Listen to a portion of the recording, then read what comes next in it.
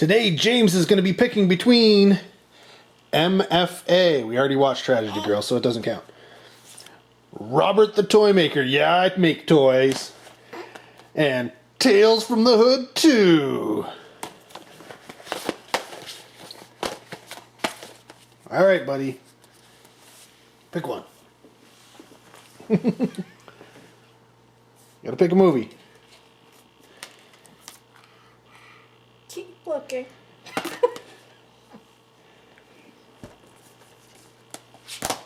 Oh, you're like, what's going on with this movie? I'll fix that, buddy. There you go.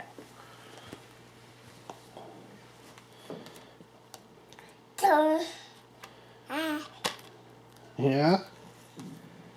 You have to at least look at the other ones. Mommy really wants you to look at the other ones, buddy.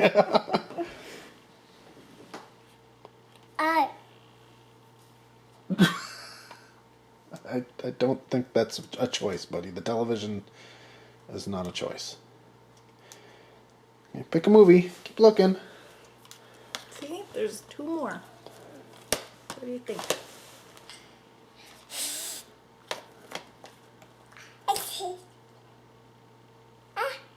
You already have that one.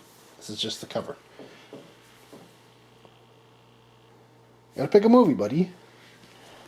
What do you think about this one?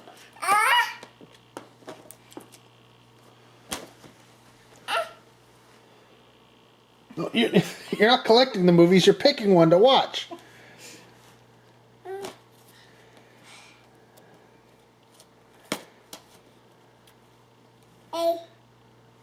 All three of them? No, we can't watch all three of them, buddy. Stop looking at the TV.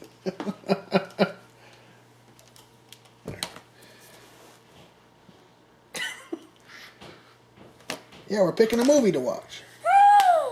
That one? No? Alright. James, you gotta do a little faster here. Whichever one you give to Daddy is the one we're going to watch. You're the one picking. I'm the one who should say that. Which one are you going to give to Daddy?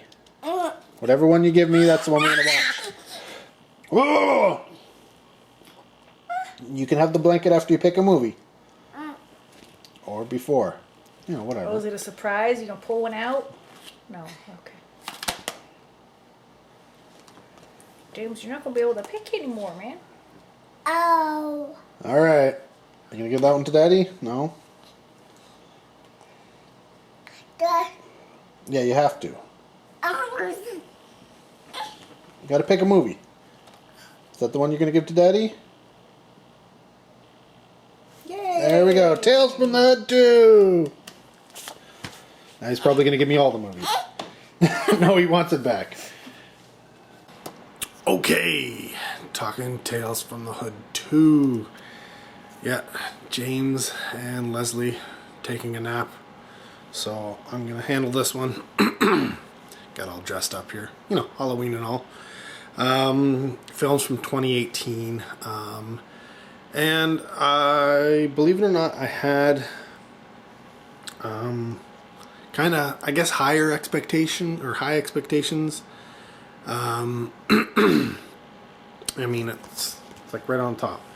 From the producers of Tales from the Hood and executive producer Spike Lee. So you have the people coming back to do the film who did the original Tales from the Hood. Now, the original Tales from the Hood, was it perfect? No.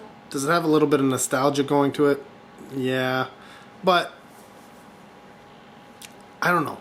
Maybe it's budget-wise. This one seemed to be like it didn't quite have as good a budget as the original one. Maybe. I don't know. I didn't look into the numbers. But again, like I said, Spike Lee returns as executive producer on this film. He was also executive producer on the first film. The film is written and directed by Rusty Cundieff and Darren Scott. They were the writers, directors on the Tales from the Hood. So the fact that it's not just, you know, them returning in they were both producers as well, not just returning as producer roles, but the fact that they wrote and directed every single segment of this one and the original one, you kind of expect there to be something there, right? Well, we'll see. So if you don't know who they are, Rusty, as a writer, he wrote House Party 2, Fear of a Black Hat, and Tales from the Hood. As a director, he did Fear of a Black Hat, Tales from the Hood, and a bunch of television.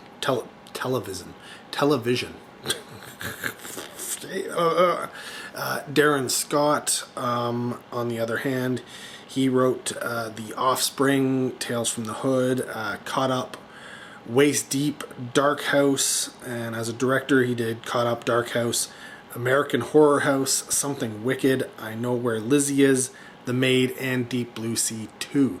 So, I mean, they do have some stuff behind them, and of course, you know, Darren has a little bit more going for him, but yeah. So, again, this is an anthology film, just like the original. It centers around you know, people of African American descent, stories about the, you know, African Americans, and generally, you know, it's Tales from the Hood. It's black people telling black stories or black horror stories about black people and that kind of stuff.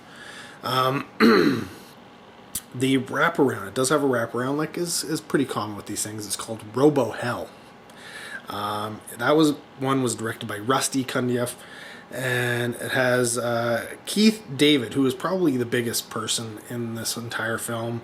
You may know him from Smiley or Platoon, Dead Presidents, Pitch Black. I guess he was like a preacher or something in Pitch Black. But I mean, most people, especially horror fans, are going to know him from like either The Thing or They Live, right? John Carpenter stuff. And he's playing the character of Portafoy Sims, who is essentially a storyteller. He's a guy who tells stories. He's really good at telling stories. I guess. I mean, outside of writers, I guess is that a job? Is that something people get paid for? Just brought in to tell stories? I don't know. Maybe I guess I do. And he's brought in to tell stories to essentially a group of people, but mainly a white dude named, I guess we'll call him Dumas Beach, or Dumass Beach, or Dumbass Bitch. Who is essentially a very, very, very wealthy white dude who builds and owns a lot of like private prisons.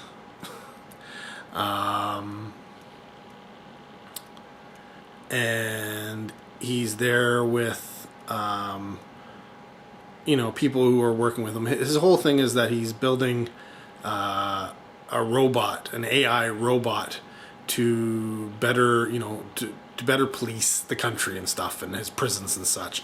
And the reason why he's brought in this storyteller guy is the AI can learn from secondhand stories and stuff. So, you know, it can learn. So the, you know, storyteller's brought in to tell these stories. So we've got a couple of people in that he's telling these stories to. One being obviously the Dumas character, another being the robot who's just there, and then there's some female characters who don't say a lot, and then there's, I guess, the techie guy who's played by Bill Martin Williams, who you may know from 12 Rounds, Jonah Hex, Abraham Lincoln Vampire Hunter, and Devil's Due. So he explains, you know, he's clearly, you know, this Dumas guy is clearly a racist, right? So he's brought this storyteller in to try and help, you know, police essentially the black population, in a sense. They don't come out and say that, but they say that, right? So we go into our first story, which is called Good Golly. That one was directed by Rusty, and starts off with these two young ladies. One is named Zoe, and she's played by Jasmine Akakpo. I may be saying that incorrectly. And the other one is Audrey, who's played by Alexandria DeBerry. Now, Audrey's been in a couple of things you may have heard of. Laser Team, she was in that and the sequel, Laser Team 2. A Haunting in Cawdor, Fashionista, and My Teacher, My Obsession. And these two girls visit this roadside attraction, we'll call it, I guess, attraction called Museum of Negrosity, which is filled with all sorts of racist propaganda and stuff like that. Inside they meet, I guess that you call him the owner, curator, or something like that, named Floyd, who's played by Lou Beatty Jr. Probably know him. He's been in things like Hard to Kill, The Terror Within 2, Knight Rider 2000, if you remember that. Driftwood. He was also in Fast and Furious, and shortly before this, Some Guy Who Kills People. I believe we covered that movie on a previous 31 Days of Horror, if my memory serves me correctly. So Audrey, who is the Caucasian of the two girls, explains that she wants to buy a Gollywog doll named Golly G for, her collection. But the girls are informed that the museum and everything in it is not for sale. There's nothing there. And as a result, she isn't exactly pleased. So that night, the girls return with Audrey's brother, Philip, who also happens to be Zoe's boyfriend. Now, he's played by Andy Cohen, who was in a film called Aztec Revenge. So they go in there and, they're looking to steal Golly G. Well, that gollywog comes to life and, it starts killing people. And I didn't see this part coming, and I will put a spoiler warning here. I'll do this. Spoiler warning. When I'm done, I'll shake my hands again if you want to fast forward through it. Because I have to say it. I mean, this is normally where I'd be like, oh yeah, and people are getting killed, and you have to watch it to see the rest of it. But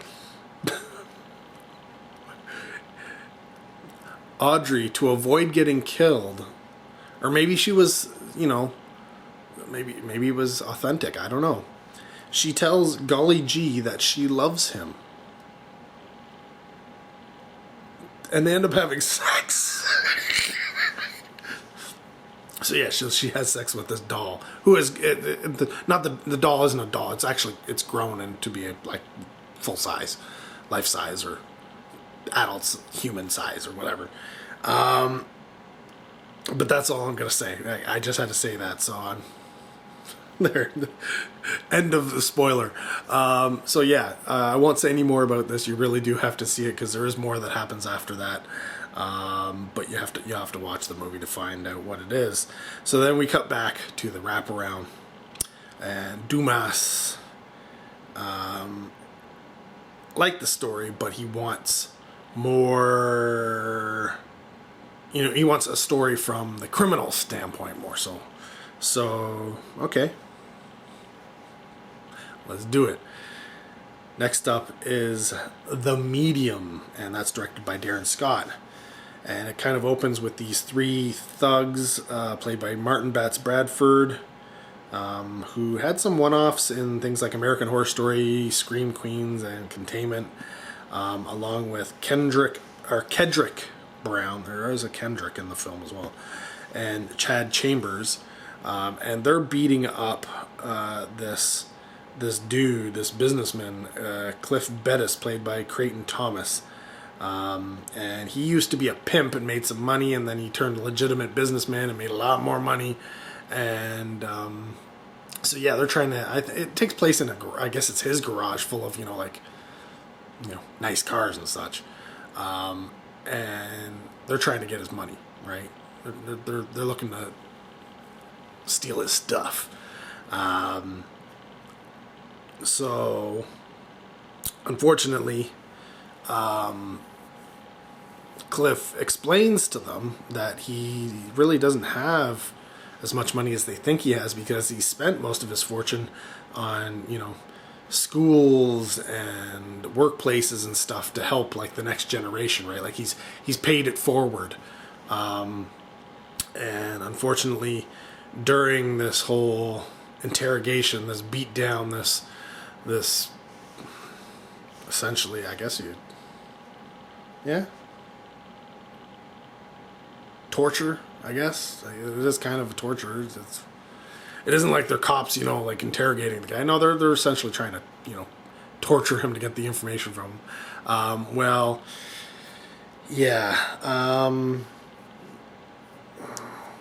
During it, some things are said that upset one of the young gentlemen beating him, doing the beatdown, and he goes off on Cliff and kills him, which kind of ruins their plan to get rich quick. So, cut to one of those TV mediums, TV psychics, thus the medium of this short story. And we have this dude who's playing this TV psychic, and he's played by Brian Batt, you may know from Kiss Me Guido. I think was his first film. I think he was actually a title actor in the film. I think it's a comedy. Brawler. He was in 12 Years a Slave. The horror film Abattoir. I think we covered that on a previous 31 Days of Horror. I can't remember. But most people are probably going to know him as Salvatore Romano from the Mad Men TV series, or if you watch the Scream TV series, he was the Mayor Quinn Maddox. So he's doing this whole spiel on television where he has an audience, right, and he goes out and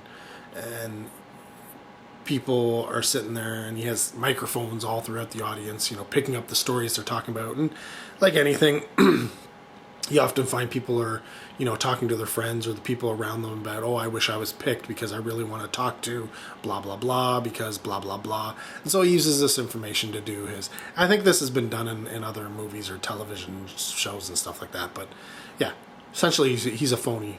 He's not really psychic. Yeah, these thugs don't know that, and they see an episode of his show, and they're like, I think we have a way of getting in touch with the guy we just killed. So,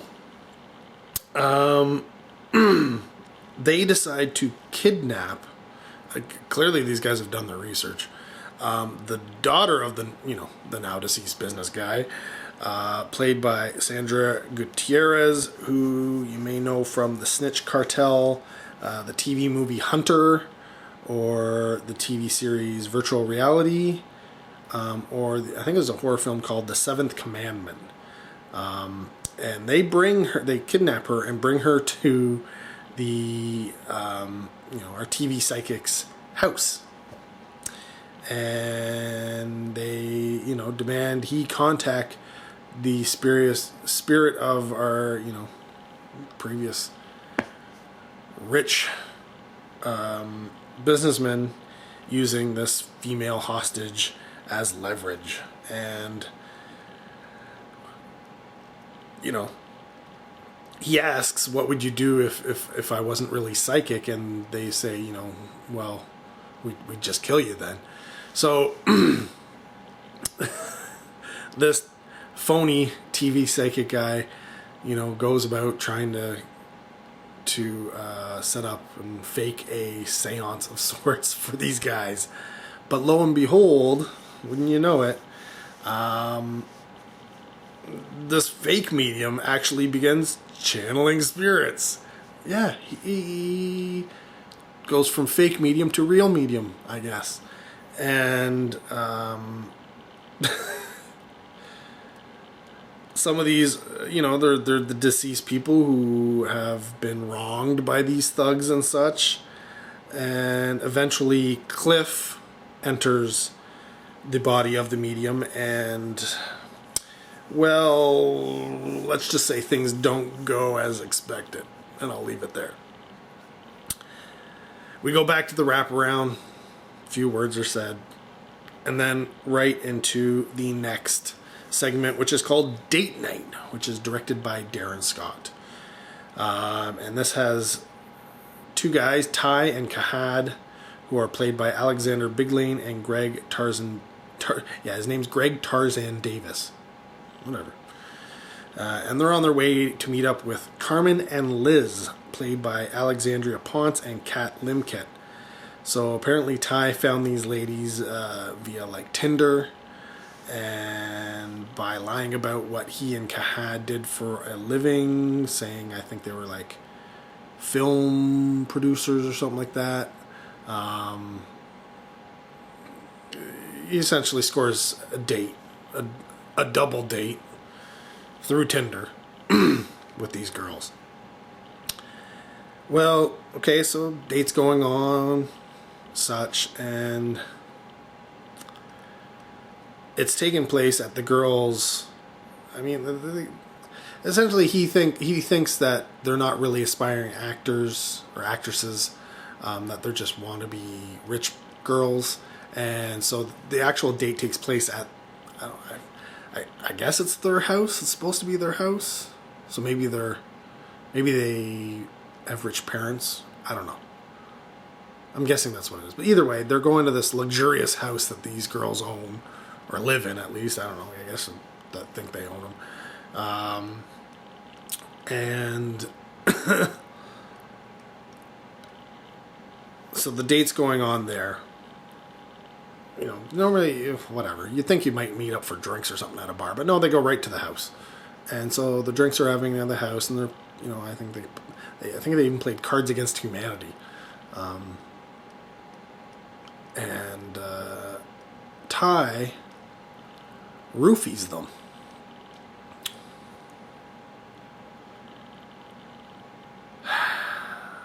And the boys take the girls upstairs to, well, right? And I found this odd because not only did these guys hook up with these girls through like Tinder, which is, let's be honest, you know what you're getting into when you're on Tinder.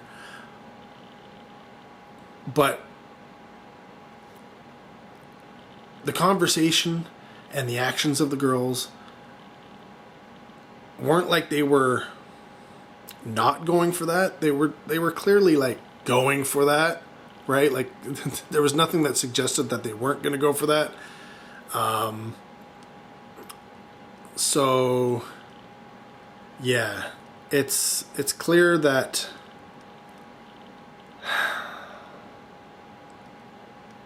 these dudes were planning on doing this evil act well in advance, and that they were always going to do it. Like, it wasn't like they're going for sex.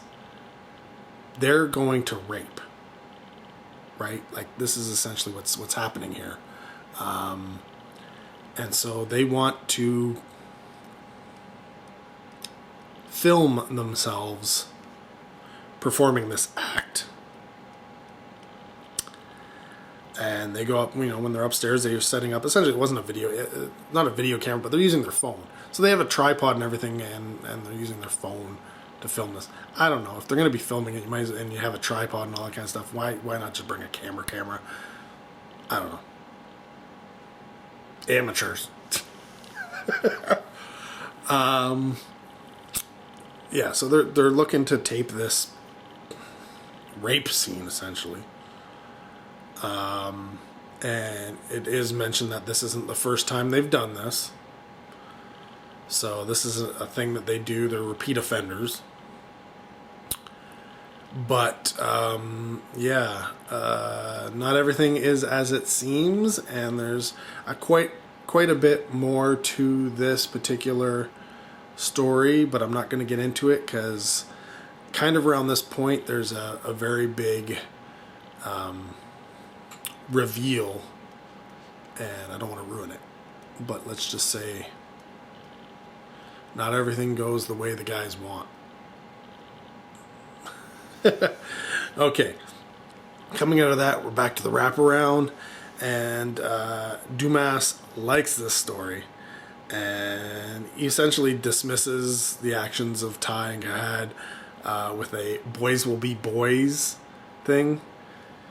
Oh yeah, no.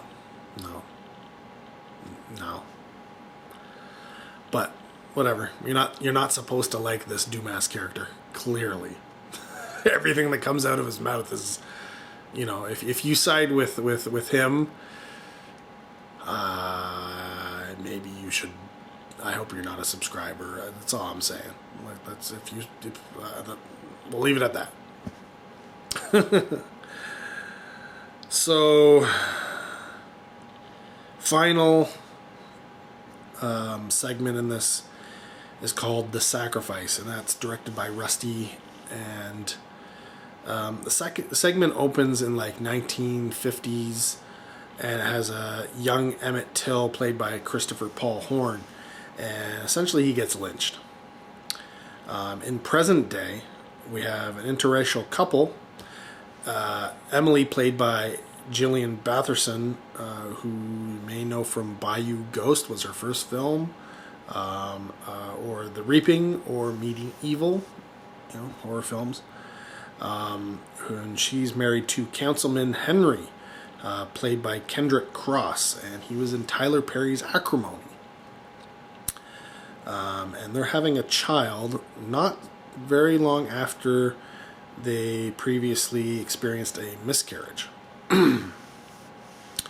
So Emily is having dreams about Emmett, the boy from 1950, and Emmett is telling her that he's not so sure that they deserve this child. So she feels that he's trying to take the baby from her. Enter Henry's mother. She shows up to the house, I guess to help. And she's played by Greta Glenn. And, she lets Henry, tells, maybe your wife doesn't need this stress of the fact that this guy is helping out with an election for Republican candidate William Cotton, played by Cotton Yancey, who if you saw Cornbread Causa Nostra, you would know him from that. So yeah, we're not going to get too much into this segment particularly. Obviously, it involves politics. It involves ghosts, and Emily keeps seeing this ghost boy from 1950 and gets more and more, we'll call it delusional for lack of a better word. This segment involves directly a trigger being the voting locations in black neighborhoods, which has been a topic in previous, in elections and stuff, and I think it's been kind of ongoing.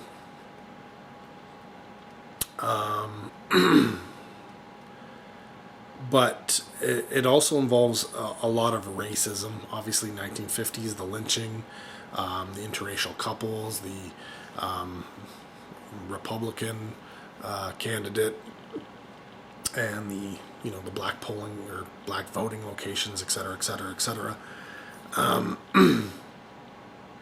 And there's a lot of stuff going on as this segment progresses, and I'm not going to get into it for two reasons. One, I don't want to give anything away, and two, because it gets a little bit because we're dealing with visions from the past and affecting the present or the future and things like that. It gets a little weird, and I will say unlike the previous segments, which are pretty straightforward. This one, though the intentions of the story are clear, I think the whole ghosts from the past affecting the future and that whole aspect and the way it's brought forth through visions, etc., might be a little confusing to some people, and really trying to explain it via this, I would have to go into a lot of more depth and such. But we'll just say it has, just like all the others, a very different ending than you might expect, you know, as these segments tend to do. Moving into our wraparound segment, Robo Hell, to finish it off. And Dumas Beach, he didn't like that last story. And after saying as much, he decides it's, he presents his Robo Patriot via the press conference that's apparently being take place. The whole storyteller, I mean, he tells 3 stories. Apparently the Robo Patriot is supposed to learn from those. Well, I guess he did. So, they turn on the Robo Patriot, and he immediately starts detecting, criminal elements, and he picks out thieves and illegal immigrants, right? And, essentially what you would expect from a RoboCop type thing who can somehow identify things in the audience, right? But it doesn't take long before he starts turning on Mr. Beach and his team, identifying them as threats to the American civilization. And we'll just say it doesn't end well for many characters at the end. But that's pretty straightforward. And you kind of saw that one coming. That one wrote itself, really. So, yeah. This is one of those films, right? This is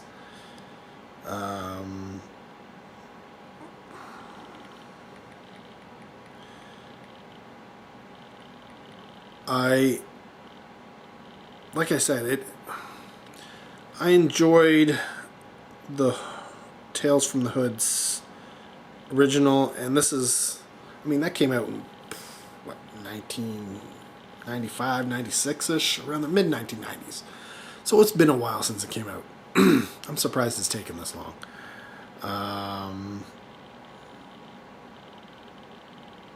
But it's clear that budget-wise, honestly,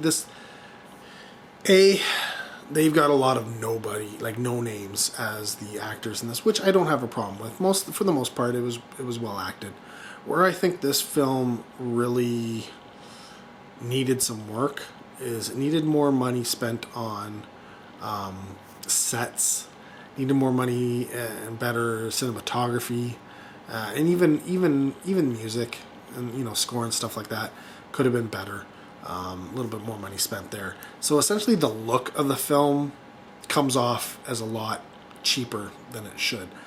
That being said, I kind of like the segments. Some of them were better than others, obviously. Some of them were kind of clever, and some of them were just fun.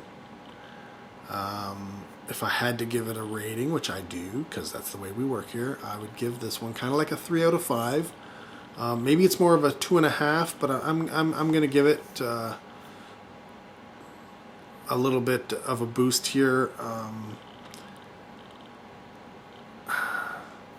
I would have liked the wraparound to be better. I'm not going to... I think that's was my biggest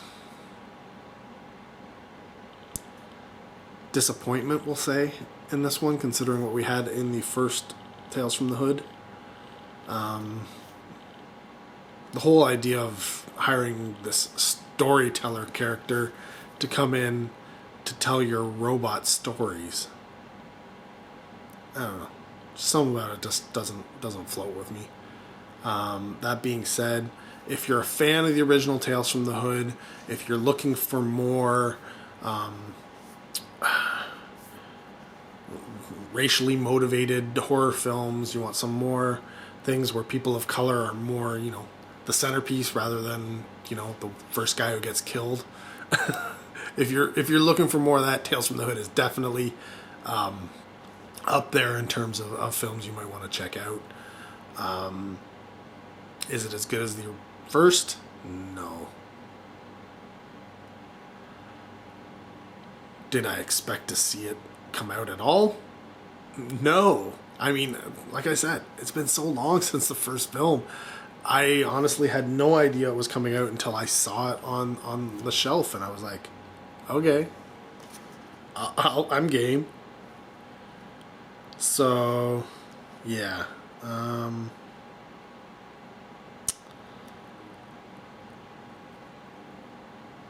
It's funny.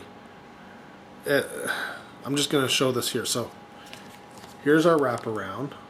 Let's see if we can get that in focus.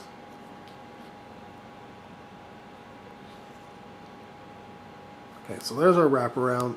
There's our first segment.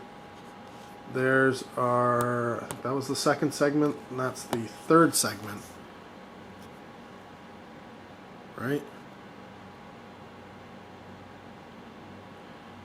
But that last segment wasn't included on the back. Interesting. But yeah, I out of all the segments, I will say the Golly Gee is my favorite. Well, I gave a spoiler, if that helps, right? Like, I gave a spoiler to that segment, which I don't do, simply because it I didn't expect it. I'm serious. Like, I did not see that coming. So, yeah. Tales from the Hood 2. I'm going to give it a recommend. The only people who are probably going to really dislike this particular movie are probably racists. Now, I'm not saying you're racist if you dislike the film. But the film isn't... Well, I mean, it depends. If you only watch mainstream films, then yeah, you may not like this. This is not super budgeted mainstream film. It just isn't. But if you're into, your made for TVs, direct to videos, your low budgets, all that kind of stuff, and you watch this film and you go, oh, I don't like it. I'm just saying, maybe a little bit. But yeah, it's no original, and I really do think that it could have used a little bit more polish. We'll just say polish. I think that's what I think. But yeah, let me know what you think of the film, because I know a lot of you have seen the film. Yeah, I don't know if this is I don't remember if this is movie number 30 or 31. But yeah, I still got time, so let's check out another movie.